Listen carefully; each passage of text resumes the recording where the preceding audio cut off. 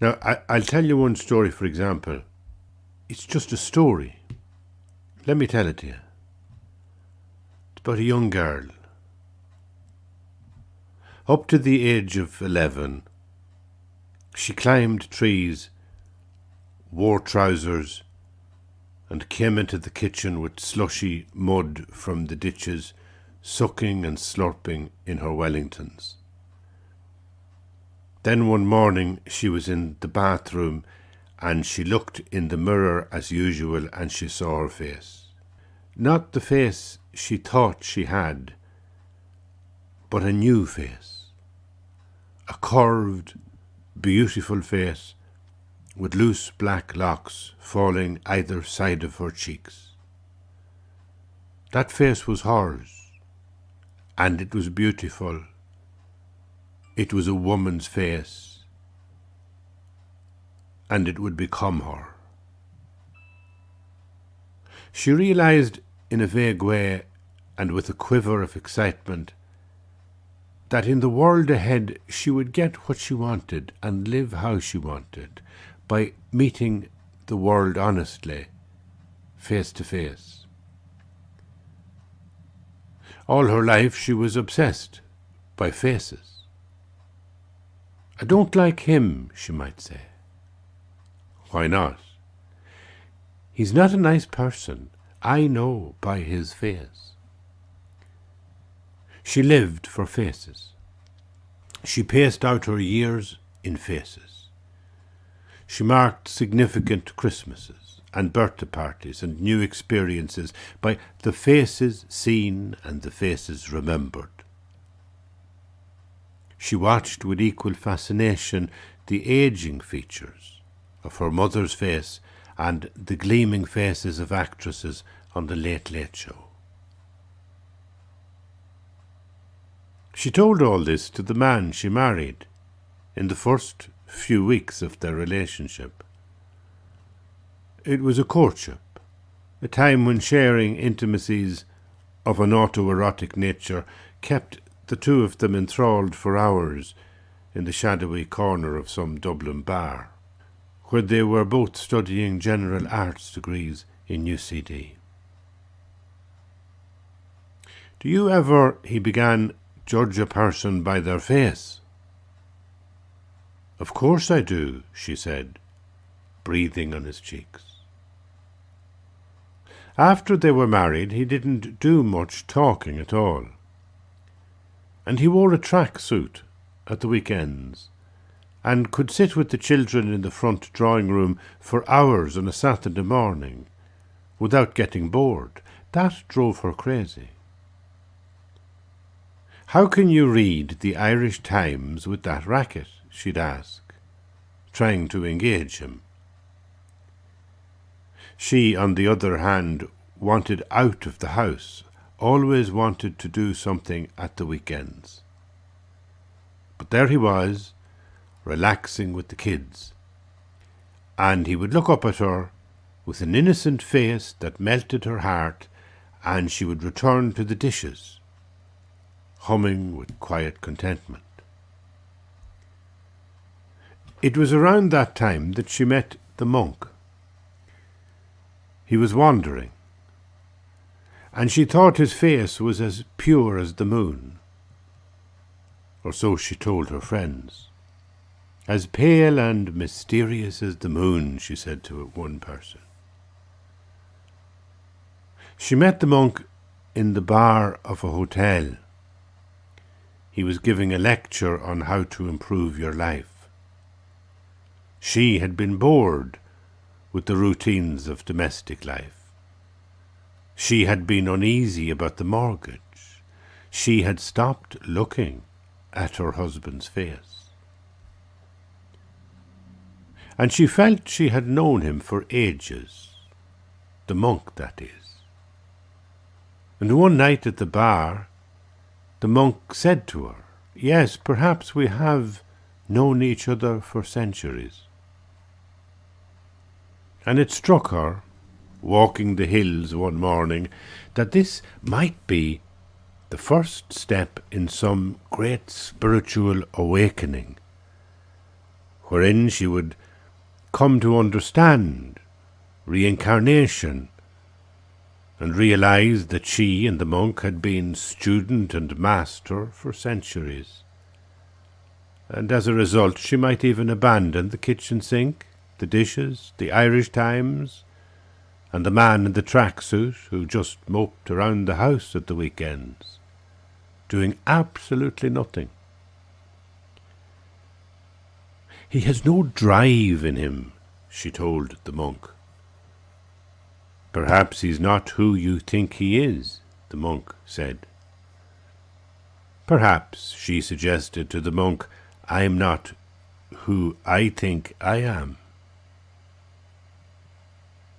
Perhaps if I let go of who I am, I might find who I might be, or was, or will be. The monk listened attentively. And after that, whenever she made love with her husband, she felt the act was somehow mechanical and nostalgic. She was already remembering it rather than living it. So when the monk said, meeting you is like a miracle that just happens, it felt to her like falling into a wonderful, weightless well. And she could feel her marriage beginning to melt away. And that evening, eating spaghetti, while they watched EastEnders, she said to her husband that the monk was giving a retreat in Kerry over a long weekend, and she was thinking of going for the few days.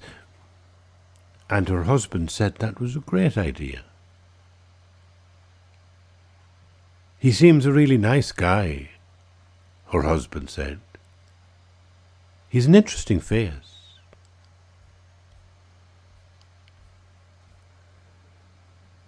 And that's the story.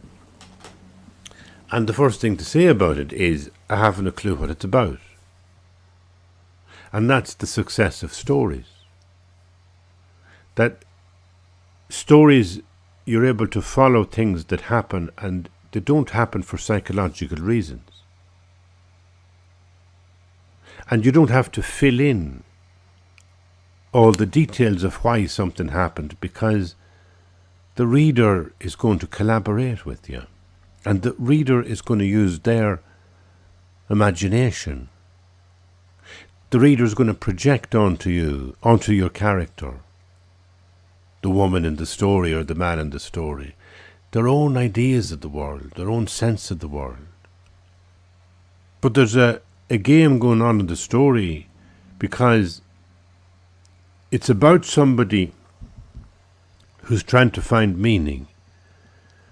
And obviously they meet some guru, some wise person. Or maybe some teacher who's not entirely wise, but anyway, they meet the monk. And because there's a boredom in her life, there's a kind of a logical way whereby the monk becomes an opportunity. Sometimes we go round and we have this thing called love inside us, and we don't know where to pin it. We have to find somebody on which to pin it.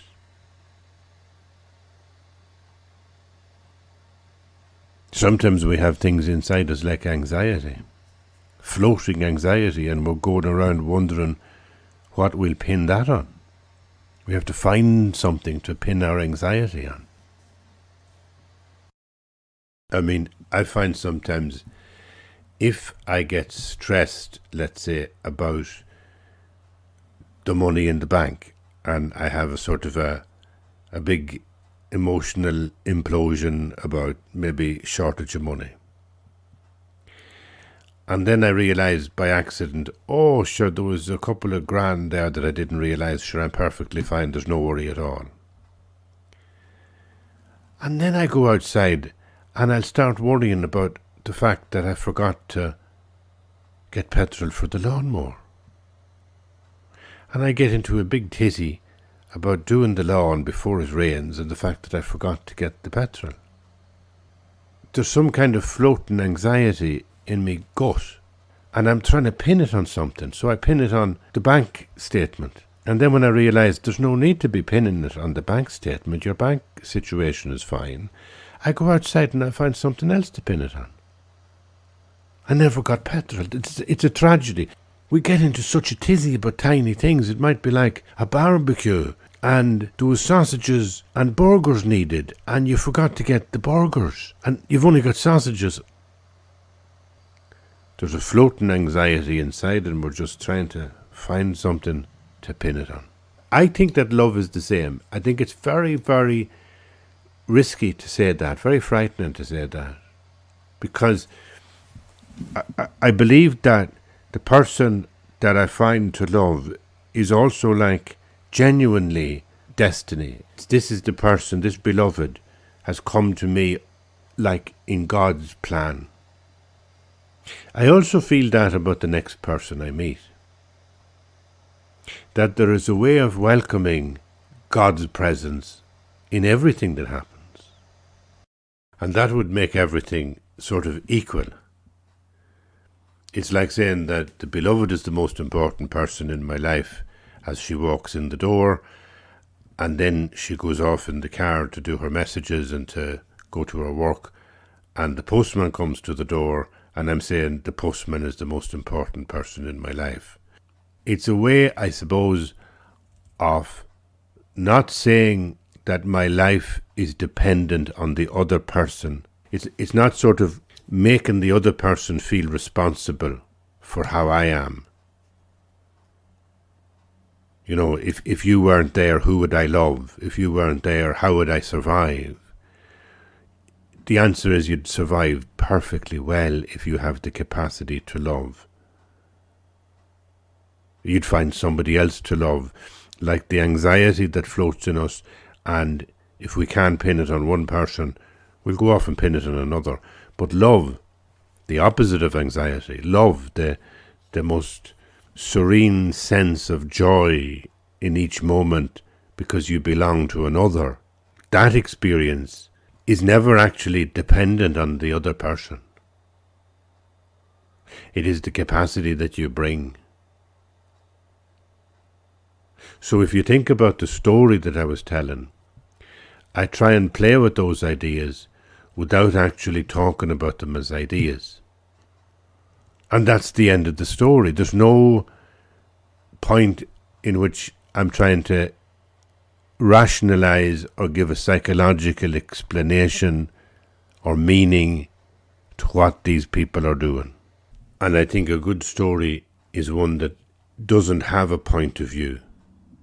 A good story in some way just illustrates the behavior of human beings which transcends logic and allows us to kind of feel our way inside the relationships. I like to try and find the silence between the words. You read the story or you hear the story and you're kind of wondering. There's no conclusion. Because there is no conclusion to our lives. I feel there's no conclusion to my life. When I try to resolve my life, when I try to make something rational about the fact that I'm a writer, or that I do a column in the Irish Times, or I write a book or something, it doesn't work. You know, like no matter what way I shape my life, I can try and construct positive narratives or I can construct really chaotic and sad narratives. If I look back from 2011 until now, there were 4 kind of major times where I was suffering from some sort of ill health or getting over some kind of operation. You start to evaluate yourself in terms of your failures. You know, you begin to think, oh, my life is ruined because I had a couple of operations. From the narrative of what happens, you could lead yourself into a space where you're looking negatively at your life. And that for me is where the silence between the words, the space between the musical notes, is everything. We are completed in the silence between the events.